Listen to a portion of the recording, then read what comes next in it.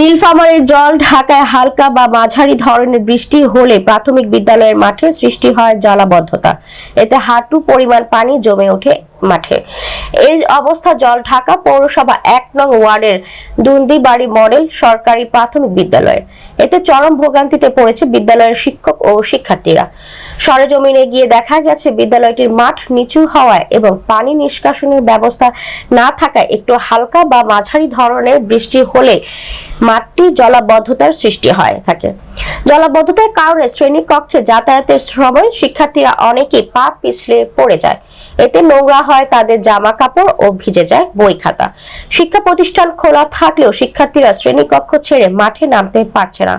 এছাড়া মাঠে জমে থাকা কাদা পানির কারণে শিক্ষার্থীরা শরীর চর্চা ও জাতীয় সঙ্গীত গাইতে পারে না। এতে স্কুলের শিক্ষা কার্যক্রম ব্যাহত হচ্ছে।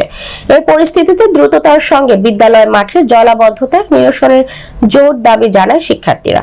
বিদ্যালয়ের শিক্ষার্থীরা গণমাধ্যম কর্মীদের বলেন, বৃষ্টি হলেই তাদের যাতায়াতের সমস্যা হয়, তাই দ্রুত এই সমস্যার সমাধান চান শিক্ষার্থীরা। স্থানীয়রা জানান, মাঠটি শুধু স্কুলের ছাত্রছাত্রীদেরই নয়, এখনকার যুবকদেরও খেলাধুলার মাঠ। মাটি সংস্কার করা এবং পানি নিষ্কাশনের প্রয়োজনীয় ব্যবস্থা গ্রহণ করা দরকার। জলাবদ্ধতা নিরসনে বাস্তব ভিত্তিক পদক্ষেপ নেওয়া জরুরি।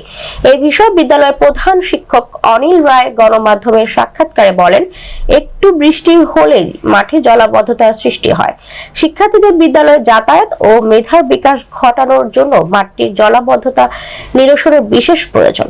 পরিশেষে উপজেলার প্রাথমিক শিক্ষা কর্মকর্তা শরীফা বেগম এর কাছে বিদ্যালয়ের সমস্যা সম্পর্কে জানতে চাইলে গণমাধ্যমকে জানান, দুন্দিবাড়ি মডেল সরকারি প্রাথমিক বিদ্যালয়টি উপজেলার মধ্যে একটি ভালো বিদ্যালয়। মাঠ ভরাটের বিষয়ে এটি তালিকাভুক্ত হয়ে রয়েছে। প্রকল্প অনুযায়ী তালিকা পাঠিয়েছে। আশা করি বিদ্যালয়টির সমস্যা দ্রুত সমাধান করা হবে। আমি অনিল রায়, প্রধান শিক্ষক দুন্দিবাড়ি মডেল সরকারি প্রাথমিক বিদ্যালয়। এই বিদ্যালয়টি একটি স্বনামধন্য প্রতিষ্ঠান।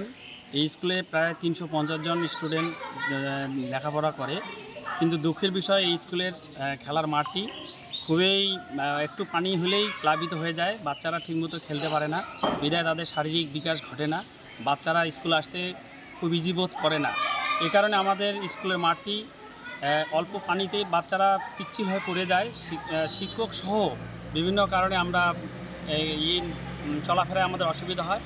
এই কারণে আমাদের মাঠটি ভরাট হওয়া উচিত, যাতে করে শিক্ষার সুষ্ঠু পরিবেশ রক্ষা হয়। এই জন্য আমি ঊর্ধ্বতন কর্তৃপক্ষের কাছে সদা দৃষ্টি আকর্ষণ করছি। দুন্দিবাড়ি সরকারি প্রাথমিক বিদ্যালয় আমাদের উপজেলার একটি ভালো স্কুল।